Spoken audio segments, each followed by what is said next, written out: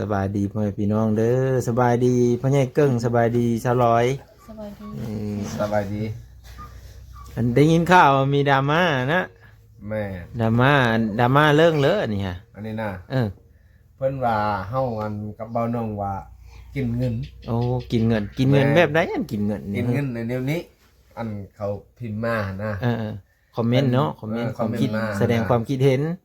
เพิ่นว่าอันซุนี่หัน18มงกุฎ18มงกุฎแม่นคือแบบต้มตุนแม่นโอ้ลักแบบษต้มณะตุนอันเพิ่นเว้าหั่นนะเพราะว่าน่ะไสเพราะว่าเพิ่นพากให้มีแต่เบิ่งเทื่อสุดละพันเพิ่นให้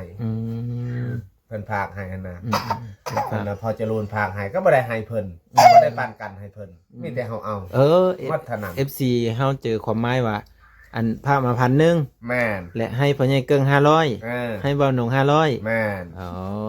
เพิ่นคิดว่าแนวนั้นแต่ความจริงเด้ความจริงบ่มีอืมเขาพากมาหันเพิ่นว่าคอยได้แต่200เพิ่นว่าเพิ่นให้แต่เท่านั้นมันนั่นนะฮะพอได้แต่ค่าน้ำมันค่าอยู่ค่ากินเพิ่นแม่นค่าน้ำมันน้ำมันไปเอาเงินหันเพิ่นว่า18มงกุฎถึงเจ้าเพิ่นว่าก็บ่ได้เอิ้นเบาหนงเพิ่นว่าตะนงเลยโอ้แนวนั้นมันเป็นนะเพราะว่าคันภาษาไทยนี่ก็อันนี้มาบ้างก็บ่ฮู้จักดอกพี่น้องแต่ก็อยากให้ FC นั่นแสดงความคิดเห็นมาเนาะว่าแม่นคำที่เรียกว่าตาเนาะหรือว่าคุณน่ะมันต่างกันจังไดเนาะ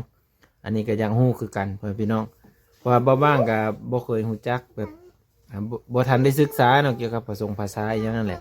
แต่ว่าพอจะรู้ทำไม่ได้ว่าแนวใดเพิ่นหันสัตย์ซื่อบริสุทธิ์ค่อยก็ยกมือสุบสอดเพิ่นหันสัตย์ซื่อบริสุทธิ์ทางอันนี้สิมาถามสลอยเนาะสลอยอันมีความคิดจังได๋เนี่ยถ้าแบบ FC เพิ่นเว้าจังซี่น่ะนะก็บ่ได้คิดจังไดเนาะไม่คิดเอาได้ไม่คิดเนาะแต่ค่อยเว้ากับเบาหนงค่อยเว้าเรื่องนี้เลยบัดนี้กันว่าคันเป็นแนวนั้นแหละก็ย่าเลยว่าสุดท้ายเลยมาให้ถ่ายเลยบัดนี้มีเว้าหนงท้ายเลยเบาหนงก็ว่าค่อยก็ย่าเลยคันพอจะโลนหันคิดเห็นเป็นไปหันขอยกมือสุบซอดอันนี้รอบสุดท้ายค่อยว่าคันว่ายังมีแบบนี้เกิดขึ้นอีกแม่นเนาะแล้วแม่นว่าพ่อใหญ่เกิ้งนี่บ่ให้เบาหนงมาท้ายเลยแม่นผู้ใดก็ได้ตัดเลยเบาบางคือกันแม่นคันที่เฮามาท้ายบ่ได้เลยบ่ได้เลยแจ้งพ่อบ้านจับเลยบ่ได้ว่าจะว่าแจ้งในบ้านจับเลยเฮาก็ลังอายคือกันแต่ว่าเบาบางบ่มีหยังเลยเบาบางอันนั้นมันเบานงก็บ่มีหยังเลยแต่ว่าสิปันเงินปันคำเนี่ยนั่นนี่เพิ่นว่าถ่ายคลิปแล้วอันน่ะปิดคลิปแล้วก็ปันเงินกันล่ะว่ายันมีเบื้องหลังแม่นคันว่าเป็นไปได้นี่เบาบางอยากให้ FC มาเบิ่งครอบครัวเพิ่นโดยตัวจริงเนาะแม่นคันบ่อยากเบิ่งผ่านช่องว่าซั่นซะอันนี้ถ้าเบาบางเว้าผิดก็ขอโทษขออภัย FC ของเบาบางเนาะที่มารับชมเบิ่งเนาะหรือว่าบ่ถึกใจว่าซั่นนะบ่ถึกใจก็คลิกทิมซิอันวิดีโอนี้บ่ต้องเบิ่งนะวิดีโอหน้าเขาจังเบิ้งแบบนี้ก็ได้นะ FC ทุกคนเนาะบางทีมันก็บ่ได้ถึกใจเฮาหมดนะเนาะแต่มันก็มีบ่อนที่มันบ่ถึกใจนั่นแหละพ่อพี่น้องก็คือถ้ามีดราม่าก็นั่นแหละเนาะให้ผ่านไปซะ FC ทุกคนก็อยากให้ติดตามเบิ่งวิถีชีวิตเพิ่นใช่ว่าเพิ่นสิดำรงชีวิตไปนี่แบบใดเนาะหลังจากที่ได้รับการช่วยเหลือแล้วนะเพิ่นสามารถพลิกผันสามารถดำเนินการแบบใดแน่เนาะอยากให้เห็นแบบนั้นเนาะบ่อยากให้มีดราม่าเกิดขึ้นนะพี่น้องเฮาก็มนุษย์ด้วยกันนะเนาะก็คือพ่อใหญ่เกิ้งว้าวแล้วเนาะคันสมมุติว่าอันคือบ่ให้ถ่ายก็ได้อยู่แต่ว่าอยากมาอัปเดตให้เบิ่งบางทีคนที่เพิ่นช่วยคือเบาหนงเพิ่นเว้าแหละเนาะมีคอมเมนต์หนึ่งก็คือคนที่เพิ่นช่วยเพิ่นบ่ได้เว้าอิหยังหลายแต่คนแสดงความคิดเห็นน่ะสามารถแสดงความคิดเห็นได้หลายกว่านะแบบนี้นะก็เลยว่าบ่เป็นหยังดอกเนาะ FC ก็น่าจะคงจะเข้าใจอยู่พ่อแม่พี่น้องเอ้ยเนาะก็มีบางคนเท่านั้นแหละที่บ่เข้าใจว่าบางได้ยินข่าวแล้วก็อยากมาถามเพิ่นเลยนะให้เพิ่นอธิบายสู่ฟังแบบนี้นะบ่เป็นหยังเฮาบอกความจริงบ่เป็นหยังอันนี้คือเพิ่นว่าความจริงสู่ฟังพี่น้อง แม่นว่าสิตัวสิตุ่มแนวนั้นแนวนี้บ่มี อืม คันเว้าเรื่องอันเงินก็คือกัน อืม เพิ่นว่าอันบ่ต้องขอเอ้าเนื่อได้ยาหมดเฮาก็ต้องบอกล่วงหน้าก่อนจังฮู้คันบ่บอกจังว่าบ่บอกจังว่าอีพีเพิ่นสิให้อีกก็ว่าคือบ่บอกว่ายาหมดยาน้องลอยหมดคือบ่บอกก่อน จะได้ว่าเอ้าป้าให้ยาหมดเฮ็ดจังได๋ แม่ เนาะก็บอกให้ทางผู้หลักผู้ใหญ่เพิ่นรู้จักเนาะ แม่น นี่ใครก็คงใจเด้อพ่อพี่น้องทางสาวร้อย ได้ นี่ เพิ่นว่านั่นได้จังขอเนี่ยบ่ขอบ่ควรขอกับต้องขอ บ่แม่นเฮาขอเฮาบอก บอกให้เพิ่นฮู้เนาะ แม่น นี่พ่อพี่น้องสิประมาณนี้แหละพ่อพี่น้องเอ้ย เฮาก็บ่สำนั้นแหละมันมีหยังต่อหลายแหละเว้าความมานาเบาน้องเพิ่นนั่นเพิ่นเว้าตามเพิ่นเว้าหั่นแหละ โอ้มีดราม่าแบบนั้นเนาะ แม่เพิ่นว่า18มงกุฎเจ้านี่ บ่บ้างก็มีตกเป็นเครือข่ายแบบนั้นเลยมีจักพ่อพี่น้อง ว่า บ่บางสิข้ามไปถ่ายได้อยู่บ่แบบนี้ยันไปเดี๋ยวเพิ่นรวบเลยไม่จัก 18มงกุฎมันอยู่ในนั้นเนาะ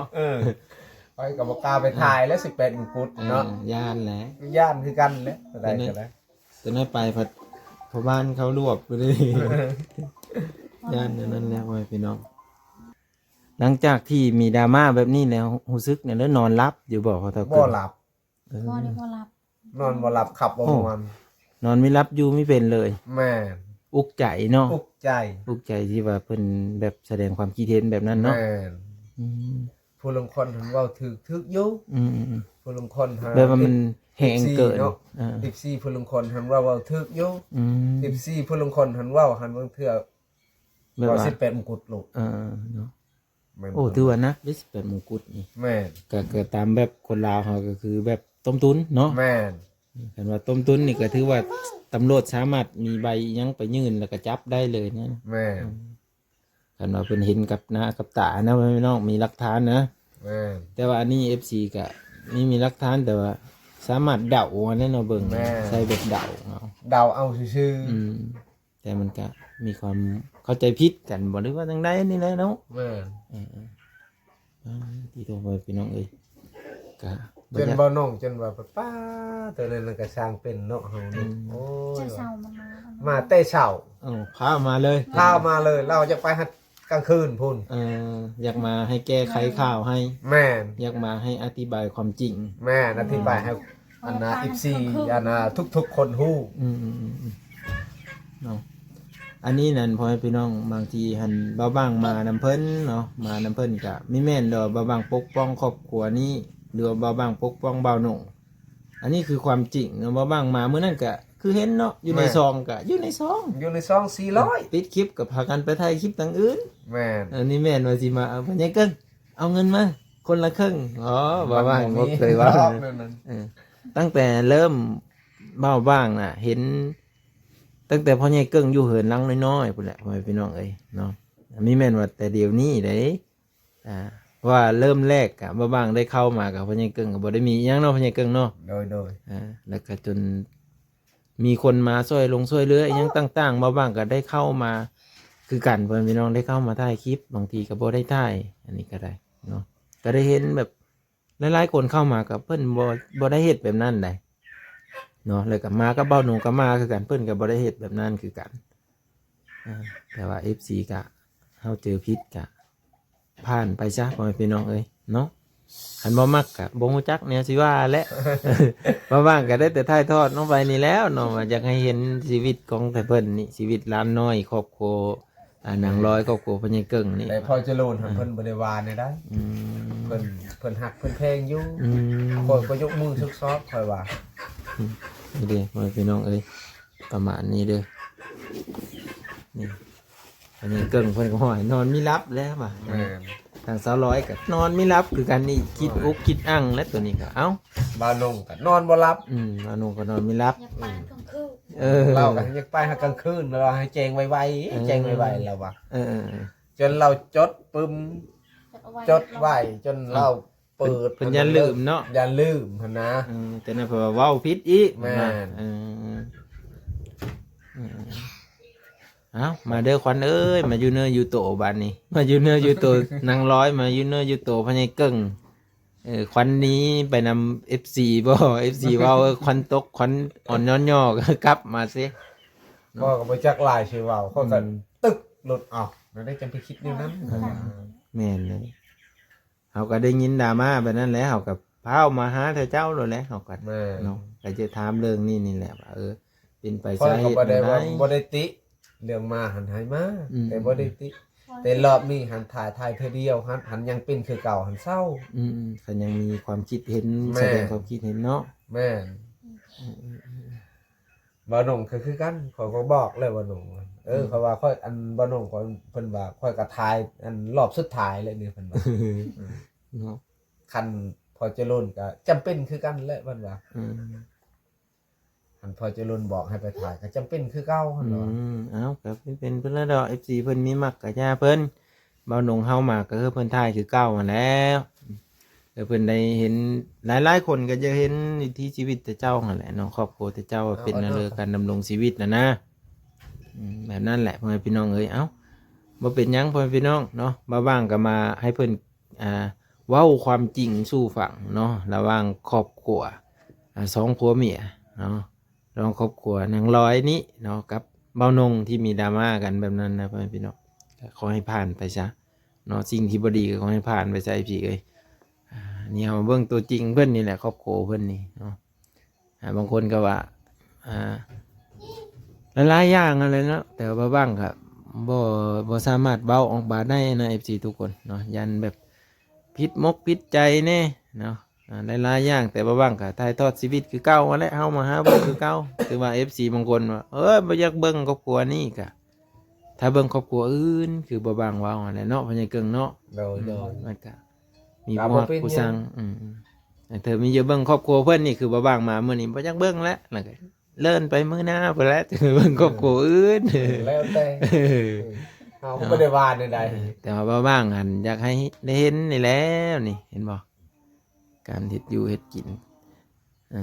เอามื้อหน้าจึงมาพอกันใหม่เด้อพี่น้องเด้อเอาขอบใจพี่เกิ้งเด้อบ๊ายบายเอาสะร้อยสบายดีสะร้อยบ๊ายบายบุญแบ่งบ๊ายบาย ๆเราสุดท้ายเลยเห็นบายบาย เนาะเด้อพ่อแม่พี่น้องเด้อบุญเพลงก็สวยงามเลยพุ่นเอานี่แหละทุกคน เดี๋ยวเอามา